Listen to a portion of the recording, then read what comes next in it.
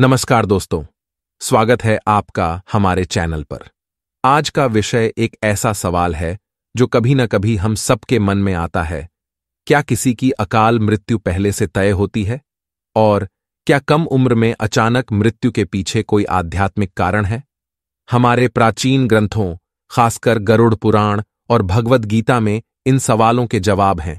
आज हम इन्हीं शास्त्रों के आधार पर समझेंगे कि अकाल मृत्यु का कारण क्या है और कर्मों का इसमें क्या योगदान होता है।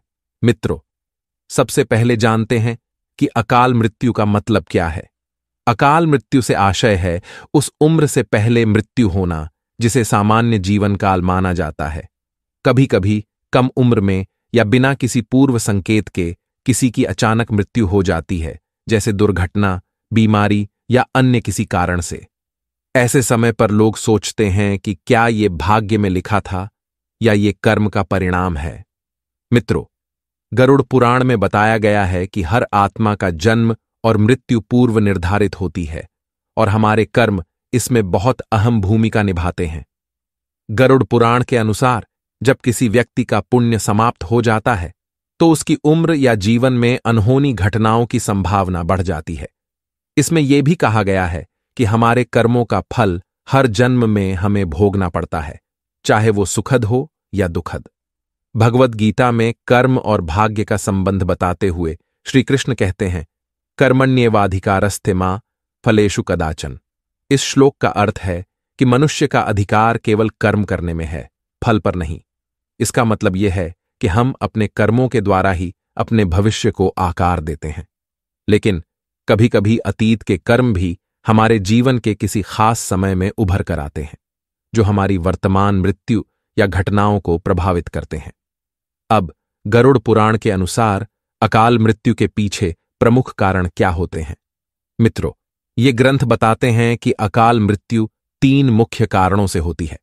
पहला, अशुभ कर्मों का संचित फल।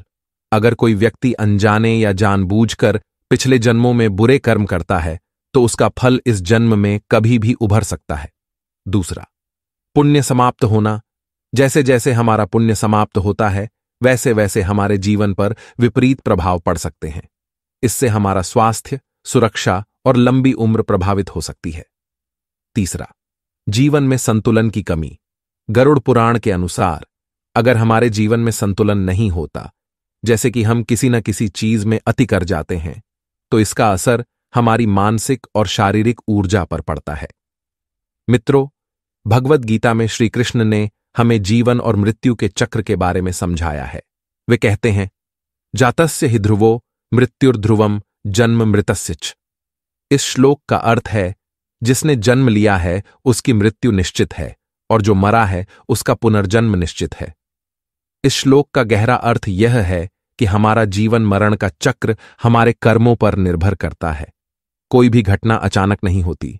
अगर कोई कम उम्र में ही दुनिया से चला जाता है तो यह उसके पिछले कर्मों का संचित प्रभाव हो सकता है।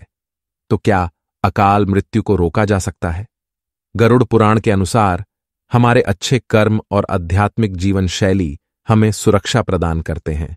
मित्रों, यहां मैं कुछ सुझाव या आप कह सकते हैं उपाय बता रहा हूं जो हमें अकाल मृत्यु से बचाने में सहायता कर सकते हैं। पहला, दान और पुण्य। प्रतिदिन दूसरों की मदद करना, गरीबों की सेवा करना और जीवों के प्रति दया रखना हमारे पुण्य का संचय करता है। यह पुण्य हमारे जीवन में एक सुरक्षा कवच की तरह काम करता है। दूसरा, सत्य और संयम का पालन। अगर हम सत्य बोलने का संकल्प लें और अपने जीवन को संयमित रखें तो यह हमारे जीवन को संतुलित बनाता है। तीसरा, ध्यान और आध्यात्मिक प्रथाओं का पालन। भगवद गीता और गरुड़ पुराण में बताया गया है कि भगवान का नाम लेना और ध्यान में समय बिताना हमें मानसिक संतुलन और आत्मिक शांति प्रदान करता है। यह हमें नकारात्मक ऊर्जाओं से भी दूर रखता है। भगवद गीता में कहा गया है कि योगः कर्मसु कौशलम। इसका अर्थ है कि कर्मों में कुशलता ही योग है। मतलब अपने हर कर्म को सोच समझकर करना, किसी भी कार्य में अधीर न होना ही असली योग है।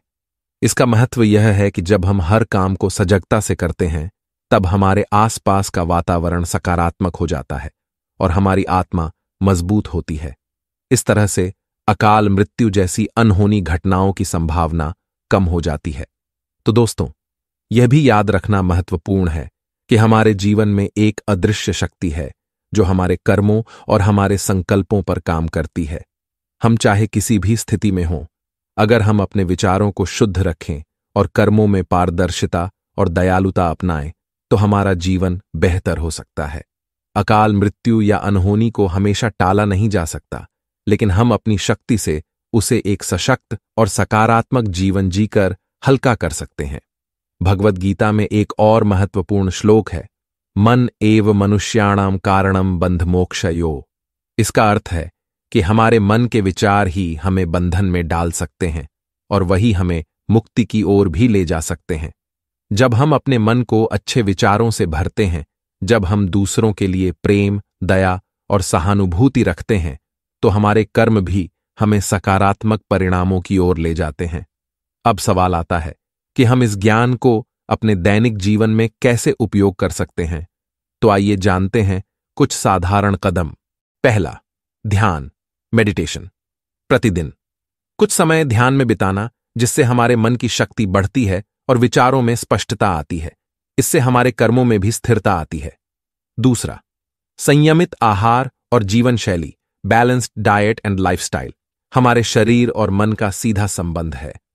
संतुलित आहार और नियमित जीवन शैली से हमारा मन और शरीर दोनों स्वस्थ रहते हैं। इससे हमारे ऊर्जा स्तर संतुलित रहते हैं और हम हर परिस्थिति का सामना करने में सक्षम होते हैं। तीसरा, समाज के प्रति दया और सेवा भाव, kindness and service. Garuda Purana में सेवा को विशेष स्थान दिया गया है। समाज के प्रति प्रेम और सेवा का भाव हमारे जीवन में पुण्य का संचित संग्रह बनाता है, जिससे हमारा जीवन अधिक सार्थक और सुरक्षित हो सकता है। चौथा, सद्भावना और शांति, गुडविल एंड पीस। हमारे विचार ही हमारे कर्म बनते हैं, इसलिए अपने विचारों को सकारात्मक और शांत रखने का प्रयास करें। जब हम गरुड़ पुराण और भगवद गीता जैसे ग्रंथों में दिए गए ज्ञान को अपने जीवन में अपनाते हैं, तब हमें यह समझ में आता है कि जीवन और मृत्यु का रहस्य बहुत गहरा है। हमारी सोच और कर्म जीवन के हर पहलू में प्रभाव डालते हैं। आखिर में यह कह सकते हैं कि चाहे अकाल मृत्यु हो या अन्य कोई अनहोनी, हमें कभी भी अपनी आस्था को कमजोर नहीं होने देना चाहिए।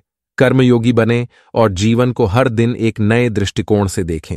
हर सुबह नई ऊर्जा और नई सोच के साथ उठें और इस अद्भुत जीवन को पूरी तरह जीं।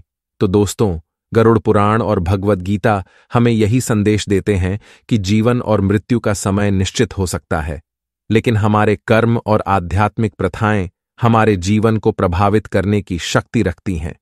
इसलिए हमें अपने कर्मों को सकारात्मक और संयमित रखना चाहिए। अगर आपको यह जानकारी पसंद आई हो तो कृपया इस वीडियो को लाइक करें और अपने दोस्तों के साथ शेयर करें। कमेंट करके बताइए कि क्या आप भी कभी इस विषय पर सोचते हैं। अगले वीडियो में हम ऐसे ही रोचक विषयों पर चर्चा करेंगे। धन्यवाद। यद्यथाचरति श्रेष्ठस्तत्त देवेत्रो जनः। इस श्लोक का अर्थ है कि जिस तरह के आचरण और कर्म श्रेष्ठ व्यक्ति करते हैं, वही समाज के लोग भी अनुसरण करते हैं। तो हम भी एक आदर्श उदाहरण बने और अच्छे कर्म करते रहें, क्योंकि यही हमारे जीवन का असली उद्देश्य है। धन्यवाद और जय श्री कृष्ण। अधिक जानकारी के लिए हमारे चैनल को सब्सक्राइब करें और बेल आइकन जरूर दबाएं, ताकि हर नए वीडियो की सूचना आप तक पहुंच सके।